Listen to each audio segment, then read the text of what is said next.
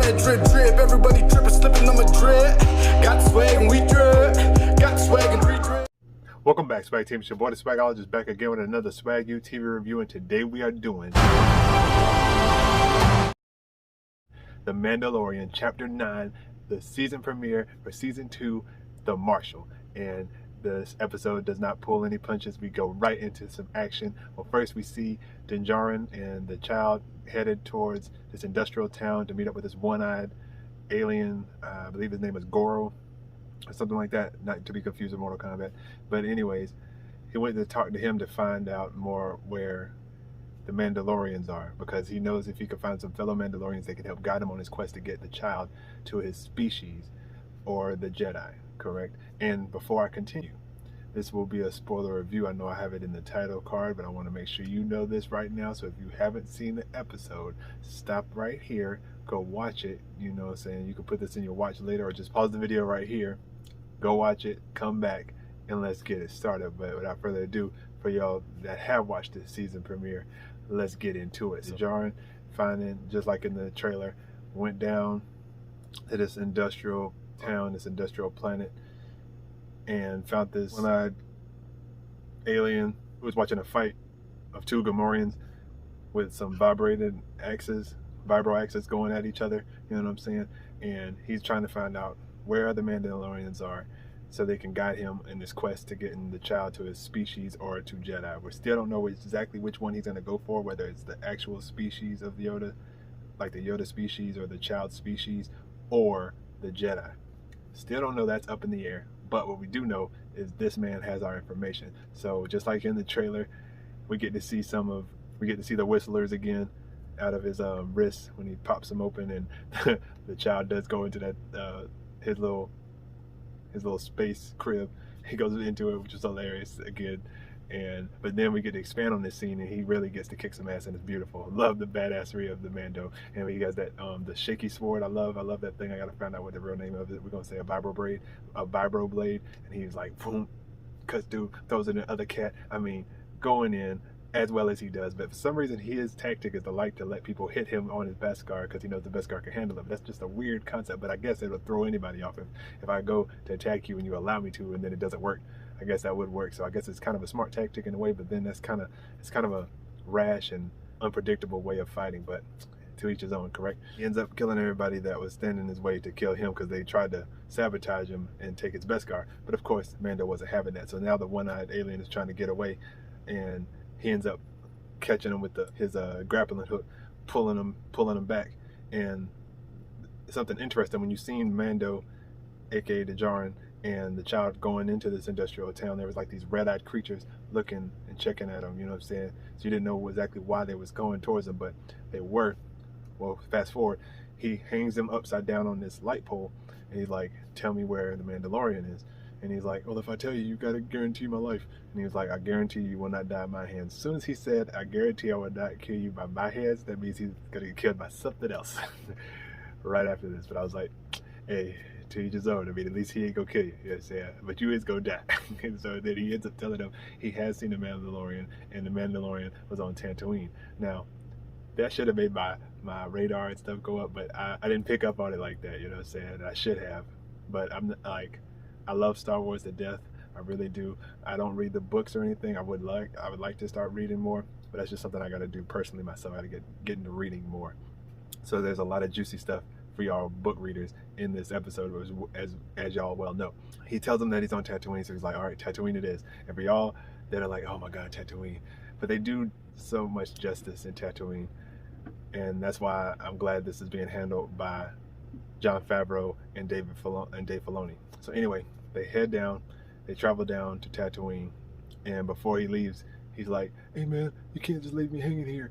And he's like, that was not the job. So he turns around and shoots the light, and now those little red-eyed creatures I was talking about, oh, they about to get some din, you know what I'm saying? And they went, and he's like, man, and then title card,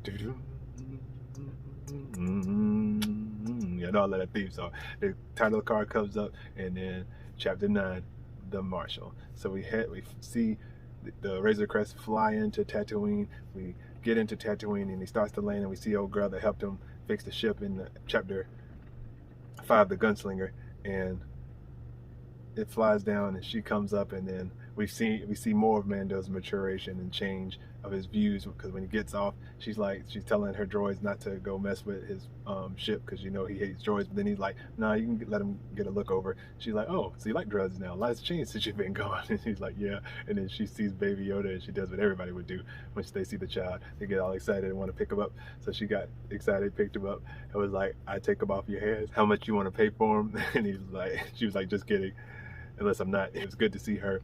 Love seeing her, and she ends up helping him try and find the place where Mandalorian is at. She named a place that I've never heard of personally in Tatooine, because every time you think Tatooine, you think about Mos Eisley. I didn't even know there was other. I mean, I figured there's probably other places on there, but I figured Star Wars would never go to those places. Now, I don't know if in Legends it ever went to this place that they mentioned in the episode to where everybody is hiding at, which is Mos Espa is one of the places they named, and also where we're going to, Mos Pelgo. Now, I didn't know there was these places. They might have been already mentioned before, like in a book or something, but I've never heard of them personally myself. And if I did, it just kind of washed over my head. But we're going to Mos Pelgo, and that's where this Mandalorian supposedly is. So Mando gets her to help him find it. Apparently, it's like a wasteland, like no one's there. But when he gets there, it is like a little small town out off the map. No one really knows where it's at. And when we get there, he goes into this little cantina thing that's in there, a little bar, and talks to the guy and asks him, has he seen a Mandalorian? And dude was like, he doesn't know he's like, what's a Mandalorian? He's like, Mando probably did this under his helmet. And was like, somebody that looks like me.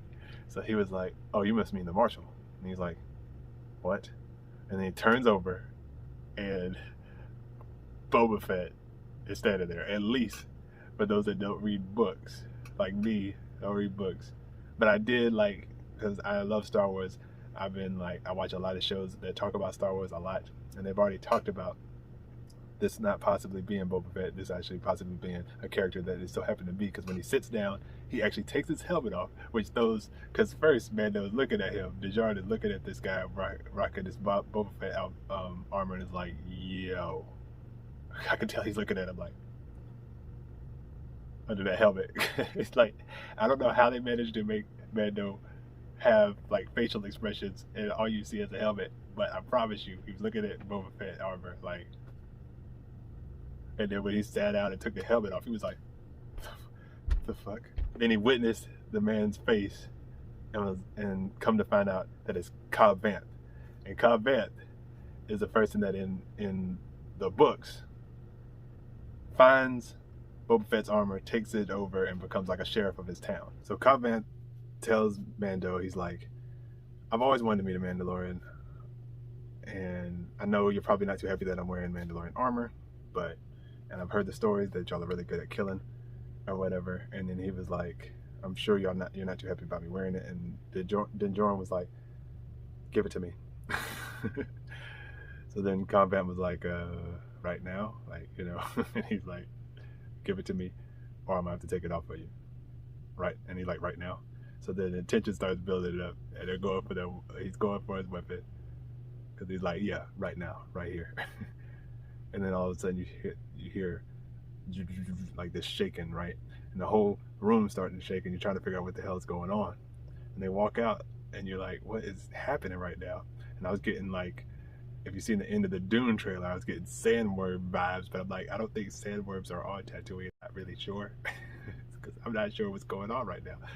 So then you come to find out that this is a Kyrate Dragon, and Kyrate Dragons are big trouble for a little town like Mos Pelgo, where it's huge. It's a huge creature, and it just can easily just eat them alive if they want to once he's done eating the banthas out there. And the Tusken Raiders don't even want to mess with it. But that's what I love about Jon Favreau and Dave Filoni. They give real justice to characters that don't necessarily deserve or need any justice, but they just expand on what we know about a Tusken Raider and even evolve it to a whole different new thing. And I love that about what they can do with Star Wars. That's why I love having them together on this project and what they can do. And they still reference things that we love about Tusken Raiders, like them celebrating like this with their weapon above their head. They do that a lot in this episode, and I love that Din Djarin can speak their language. I think that's really neat. I love the fact that he can do that, and I think it's always cool when he does that in the situations. So the way they decided to handle this whole I need Boba Fett's armor situation was they had a conversation about them coming together to defeat the Kyrate Dragon. So I'm like, yo, this episode is crazy already. So they end up going to where the Kyrate Dragon lives, because that's where Vance says he knows where the Kyrate Dragon lives. So they go in towards that, but then all of a sudden these like reptilian type dogs start coming up out of nowhere. And luckily Mando, like I said, knows the Tusken Raiders language. He starts yelling out, and at first I thought he was doing the language of the reptile and dogs. Like, dang, he knows that too.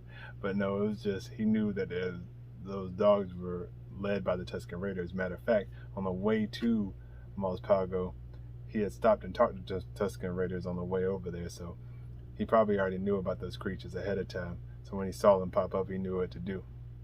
So then he started talking to Tusken Raiders, and then he had to let Cobb Vamp into their world and understand them a little bit better. They had their banter where they didn't want to work together, but Mando, being the man that he is, Din Djarin pulled them together and made them settle the differences, because if they didn't, we would probably all get killed. Then they realized how big this creature was, and they realized they needed more folks. So what happened was they did kind of like in the chapter where they had the sanctuary. They had to get the village to help fight to defeat the pirates. Now they have to get these villagers to help fight against this Kyrate Dragon, which I didn't expect it to go as easy as it was, but it kind of was a little bit easier once Mando, I guess because he's been in a situation before, he knew what to say this time, versus when he had to say it last time, he had to have Cara Dune help him out. This time he let Cobb Vanth speak first, and then he came in and was like, if y'all don't, then y'all don't know the size of this thing. This thing can easily just eat y'all with one gulp and be good. You know what I'm saying? It is over with. Speaking of one other thing I want to speak on about this episode that I thought was amazing is just the quality of the creatures, and the scale of this Kyrate Dragon is ridiculous. This dragon is humongous, and the way they could do that in the volume and make that creature realize and how big in scale it was and how big this planet is, it's amazing what they could do in the volume. But when they attacked it, they had their strategy, and I was like, I knew something was gonna go wrong. It slightly did, but not as bad as I expected. And they ended up getting a lot of explosives. They set them under the ground, right? And of course, at first the villagers and the Tusken Raiders are butting heads a little bit, because the villagers are not feeling Tusken Raiders because Tusken Raiders attacked them. And of course, the Marshal, Cobb Vanth, killed a couple of them to keep them from attacking the town. So they had a little butt heads, but now they've decided to come together because they got to defeat this common enemy, which is bigger than like 6 football fields. This dragon is humongous, right? So they put bombs under the ground, and what they're trying to do is get it so pissed off that it comes out and they can blow it up from the stomach, because the Tusken Raiders say the stomach is the weak point of the dragon. So the dragon is like, it's just, oh my God, it's amazing how they did this dragon. It's like incredible. I don't understand how they did it. I don't know who is a part of the creature design, but beautiful, loved it, crazy scale. And I'm loving how big and most of the wall this episode is. I'm hoping every episode doesn't drop off. I hope there's no throwaway episodes. I don't think it will be, but it's not really a lot that I would throw away from that last season, because there were just things that I enjoyed in each episode, of course. But I loved more other episodes more than others, of course, but I'm still excited about this season for sure. So like I said, they set up the bombs or whatever, and then all of a sudden get the dragon to come out. They get him upset enough to come out, but he doesn't come out far enough. He starts retreating, so they have to keep hammering away, keep making him upset, and he finally comes out enough. They blow the first bomb, boom, right? But right before they blow it up, dude, this dragon even has gold acid breath. I'm like, damn, son. Like acid spit or whatever. So he's killing motherfuckers with spit. He's like, I'm like, yo, are we serious right now? And then they do the first boom, boom. goes underground. We're like, is it dead? And Cobb Vanth's like, I don't think it's dead. And I'm kind of like, I don't think it's dead either. Even then, Jaren's like, I don't think it's dead. Then all of a sudden, it just pops up out of the mountain that it lives in, like above the mountain that it lives in. Because it apparently, I thought this was a cute little touch. Apparently, it was living in a abandoned Sarlacc pit. And dude was like, I've never heard of an abandoned Sarlacc pit, as in Cobb Vanth. Cobb Vanth was like, I never heard of an abandoned Sarlacc pit. And then Jaren was like, it is abandoned if the Sarlacc gets eaten. And I was like, damn, this thing has got to be big. But anyways, I forgot about that little tasty nugget that they put in there. So then, like I said, the dragon pops up out of the mountaintop.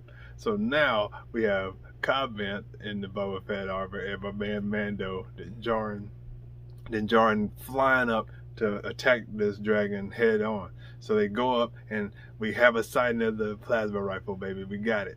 It's back, baby. The Mando rifle is here, and they fly up. I guess he left it in Tatooine on the bike because we was missing after that.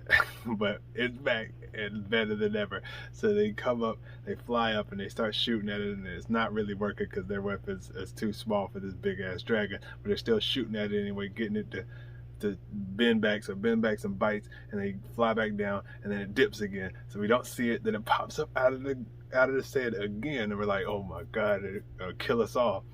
And they have like one last charge left, and they had wrapped one of those banthas full body armor basically of those bombs, right?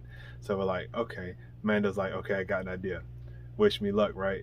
To Cobb Vanth. Cobb Vanth don't know what's going on.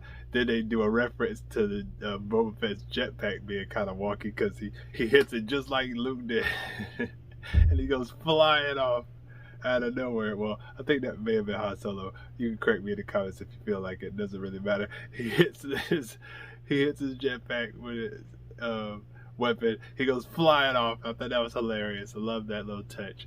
Then all of a sudden, he's like, because at first he's like, take care of the child. So we know when Mando is about to put himself in harm's way, and I'm like, Mando, what are you doing, bro? But I knew what was coming up. He had to hold the bantha from running because it was trying to run away, and then all of a sudden the dragon, he pisses off the dragon enough to make it eat him, because Cobb Vanth, which he showed in the highlight earlier of how he got the armor, which was pretty smooth when they was driving to see go to where the Kyrate Dragon lives. They did a flashback of how he got the armor, and I thought that was pretty neat. And he showed how the armor works with that little antenna thing. It pops down, gets the radar, and he can blow that missile off the back of the jetpack and blast stuff. So I love that. That was pretty awesome. So they used that technique again to piss off the dragon and make it point this way, because he was like, get the dragon's attention, I got an idea. And he's like, wish me luck. Gives him one of his pistols, hits his jetpack with the thing. He goes flying off. Then he convinces the dragon to eat him and the bantha with the charge. He takes the charge from Cobb Vanth. Then all of a sudden they go underground, and everybody's like, what the hell? What's going on? Then all of a sudden the ground starts shaking again. The Kyrate Dragon pops up out of the sand, and then all of a sudden you hear boom, and you see my man Mando. Well, first, actually, I lied. What happens is the Kyrate Dragon pops up out of the sand, and all you see is this blue electricity coming out of his mouth, and it's Mando with the plasma rifle using it at his apex once again, and he pops out flying in the jetpack. Oh my god, the scene was amazing. And all of a sudden you see him with the remote, you know what I'm saying? You see him with the remote, and he just boom, and then boom, kills the dragon. Land, superhero landed, not necessarily done, because he didn't land on his knee or nothing, but he should have done superhero landed. And then Cobb Vanth's just looking at all like, dude, you the truth. Mandalorians are lit. I love them. You know what I'm saying? So he came over there, he gave him the armor in pride. He was like, hey man, you earned this for sure. I hope our paths meet again. And he was like, I hope our paths meet again. I'm like, oh, they about to do what they did in season 1, where they drop him, we meet a character, he dip off, and then he comes back in about 7 or 8 episodes. As you get it, I hope to see Cobb Vanth again. I like him. He's a good guy. And we saw what the Tusken Raiders wanted from the Kyrate Dragon itself. They have pearls inside of their bodies that you can only find, of course, if you kill that big thing, but it's huge, so it takes a lot, as we've seen in this episode. But I love that opening scene. I love that opening battle with the Kyrate Dragon, and that was incredible. So after he gets the Boba Fett armor, he starts to head back to his ship. But then they cut the scene over, and all of a sudden, you see someone standing there, just looking, and you don't know who it is till they turn around. And oh my God, it's Boba Fett, y'all. Boba Fett is in the episode, standing there. What does this mean? We don't know, but I knew when we saw combat with that outfit, my man's still alive. And the fact that they put in the little juicy morsel about Scarlet Pit was empty because, dude, that Kyrate Dragon ate that Sarlacc, so he's probably eating the same one that Boba Fett was in, and somehow he escaped all of that, and he's still alive, and probably a whole lot of pissed about his armor being gone, and now with Din Djarin. I don't know how that's going to transpire throughout the episodes, or how that's going to go in further episodes, but I'm very curious into seeing what's happening. Something I also found that was interested in this episode is how the child was studying everything that was going on. He kept seeing all this violence, and he just gets more intrigued by it. I wonder what that's going to make the child do. Every time something's going on, I expect the child to do something crazy with the Force. I don't know if he's going to introduce us to something new with the Force, but I'm excited about it all the same. But it was a crazy episode. I loved seeing the way Cobb Vanth got the Boba Fett armor, and he got it from the Jawas, which he said before we went to the flashback, but I like seeing the flashback of reason why and how he's actually a good man. He wasn't meaning any harm by getting the outfit. It just helped protect his town, you know what I'm saying? And that's what meant most to him. And I think Mandalorian Din Djarin saw that and respects him more, for that. But it's very cool to see Boba Fett at the end of this episode. I'm really excited to see more of him. I wonder what that means for the future seasons. It was definitely a drop mic moment. I was totally caught off guard and surprised, and I cannot wait. And the Tusken Raiders are really cool, and they got humanized a lot in this episode. And like I said, I love that they throw in references to cool things like Boba Fett's wonky jetpack, the excitement of the Tusken Raiders doing like this with their excitement with their weapons. Love that they still doing that. They did this episode with justice. I'm stupid excited for the rest of the season. Let me know what your favorite part of the episode, Chapter 9, The Marshal, in the comment section below. Also, if you're new here and you're trying to join the Swag Team, make sure you hit the subscribe button down below. Hit it right here when it pops up on the side. Also, if you want to be the first Swag Team to see a video when it pops up on the channel, make sure you hit that notification bell that'll pop up right when you join the Swag Team by subscribing. So you subscribe by clicking that subscribe button, then that bell will pop up. You click that ding and you never miss a video that pops up on the channel, whether it's on your computer, cell phone, tablet, whatever. So make sure you do that so you don't miss on any of the swag when it drops. If you like this review, make sure you give it a big thumbs up. It helps with the channel. But if you didn't like it, I ain't tripping. Look at Jordan, I ain't pipping. But let me know what your favorite part of Chapter 9 was in the comment section below and on the social media sites at the bottom. I would love to hear your thoughts. If anything I messed up on, you Star Wars nerds out there, make sure you give me all that information in the comment section below. I'm loving to learn more about Star Wars that I don't even know. Let me know if I missed anything in the episode that you was excited about. And until the next video, I love y'all 3000. I'll holla. Peace. This is the way.